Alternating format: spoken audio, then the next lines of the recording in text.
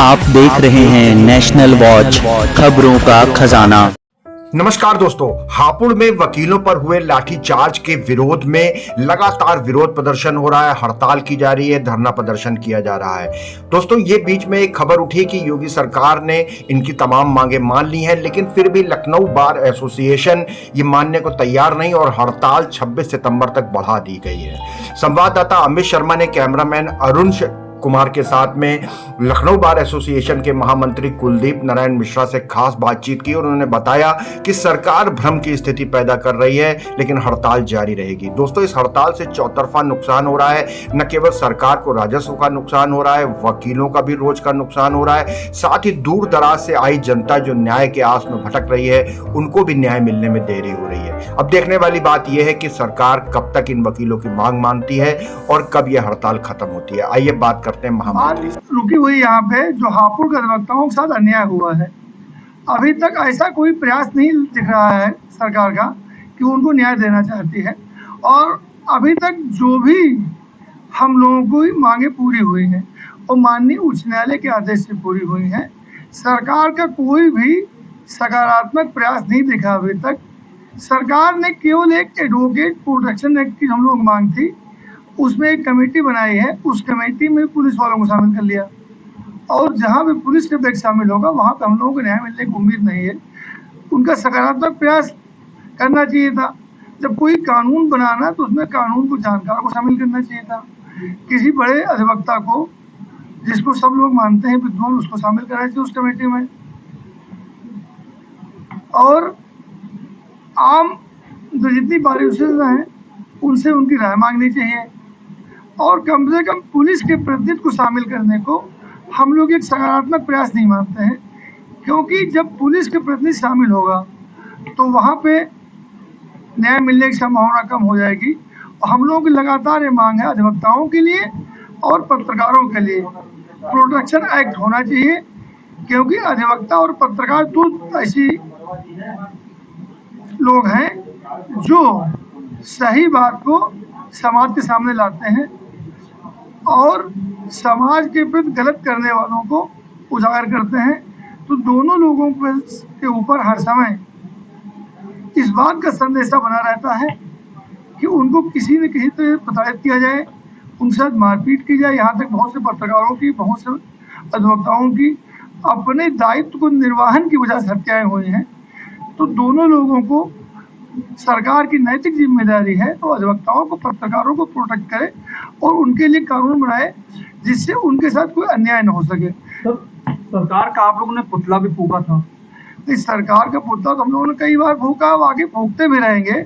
जब तक हापुड़ के अधिवक्ताओं को न्याय नहीं मिलेगा तब तक फूकते रहेंगे। और मैं आपके चैनल के माध्यम से सरकार से और सरकार के प्रतिनिधियों से इस बात पे केवल एक सवाल पूछना चाहेंगे और हम चाहेंगे किसी भी स्तर पे कहीं पर भी सार्वजनिक रूप से हमसे डिबेट करें। और अगर श्रोता लोग इस बात को, मेरी बात को गलत साबित कर देंगे तो हम लोग अपनी हड़ताल ले जाएंगे, वापस ले लेंगे। ये किस कानून में लिखा हुआ है, ये कहाँ पे लिखा हुआ है? किसी भागते हुए व्यक्ति को दौड़ा के आप मारिए और पुलिस वाले मार रहे हैं जिसको कानून का ज्ञान कराया जाता है, जिनके ऊपर जिम्मेदारी है कि वो कानून का पालन करें और कानून का पालन कराएं। भागती हुई महिलाओं को दौड़ा के मारा जा रहा है। गिरे हुए अधिवक्ता को 5-5, 10-10 पुलिसकर्मी पीट रहे हैं। जो लोग अंदर घुस गए उनको पकड़ करके मारा जा रहा है। और माननीय उच्च न्यायालय हमारे साथ है और माननीय उच्च न्यायालय ने पूछा है पिछली डेट में कि पुलिस अधिकारी ये बताएं किसके आदेश पे लाठीचार्ज हुआ। और लाठीचार्ज होने के कुछ नियम होते हैं। किसी लोक संपत्ति को नुकसान हो रहा हो, सार्वजनिक संपत्ति तोड़ी जा रही हो, फूटी जा रही हो, ऐसी परिस्थितियां हो जिन परिस्थितियों पर किसी भी तरीके से काबू पाया जाना संभव ना हो, तब कोई पुलिस अधिकारी आदेश करता है। और लाठीचार्ज केवल इस स्तर तक होता है कि जो भीड़ है वो वहाँ से तितर बितर हो जाए और वो कोई अवांछित काम न करे। ये एक्सप्लेन नहीं कर पा रहे कौन से अवांछित काम हुआ, कौन से लूटपाट हुई, कौन सी गाड़ियाँ तोड़ी गई, कोई ऐसा नुकसान किया गया। तो ऐसी कौन सी परिस्थितियां थी कि हमारे अधिवक्ता भाई बहनों को लाठीचार्ज हुआ जा करके और भागते हुए अधिवक्ताओं को, बहनों को मारा गया जा करके, जो निदान अमानवीय, अशोभनीय है और इसकी जितनी निंदा की जाए उतना कम है।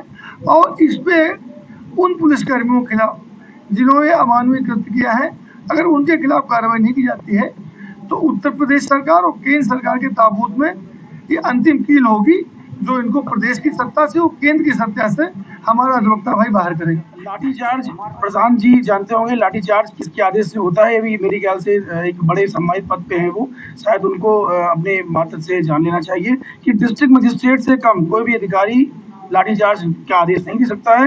तो डिस्ट्रिक्ट मजिस्ट्रेट ने आदेश दिया है लाठीचार्ज का और वो अभी तक सस्पेंड नहीं हुए हैं, उनके खिलाफ कोई भी ऐसी कार्रवाई नहीं हुई है। दूसरी बात, जो भी उन्होंने एडवोकेट प्रोटेक्शन एक्ट हमें दिया है उसमें कोई भी टाइमलाइन नहीं दी गई है। उन्होंने कहीं भी ये नहीं कहा है कि हम रिपोर्ट इतने दिन में मंगाकर हम ऐसी ऐसी कार्रवाई इसमें आगे करेंगे, ऐसा कुछ कहीं कहा ही नहीं गया है। बस ये कहा गया कि हम विचार विमर्श करेंगे और मुझे ऐसा लगता है कि ये मात्र एक झुनझुना है सरकार का जो हम अधिवक्ताओं के हाथ में थमा दिया गया है। सर, प्रमुख मांगे, अगर हम प्रमुख मांगों की बात कर ले तो प्रमुख मांगे वकीलों की क्या रहेंगी? एक प्रमुख मांग है, हमारी सबसे प्रमुख मांग है कि हमारे हापुड़ के अधिवक्ताओं को न्याय मिले। जितने भी दोषी पुलिसकर्मी या भी जो भी दोषी प्रशासनिक अधिकारी हैं उनको उनके गंतव्य तक पहुंचाया जाए। और जो भी एडवोकेट प्रोटेक्शन एक्ट हमारी समिति बनी है उसमें हमारे विधिक जो अधिकारी हैं, हमारे जो विधिक जानकार हैं, उनको भी प्रचुर मात्रा में रखा जाए ताकि हमारे साथ न्याय हो और एक टाइमलाइन सेट किया जाए कि इस दिन ऐसा होगा, उस दिन वैसा होगा और इतने दिन में हमें एक मुकम्मल अधिवक्ता प्रोटेक्शन एक्ट हमारे अधिवक्ता भाइयों को सौगात स्वरूप। जो लाठीचार्ज हुआ है वो बहुत गलत हुआ है, वो सरकार का निंदनीय काम है, हम उसकी निंदा करते हैं।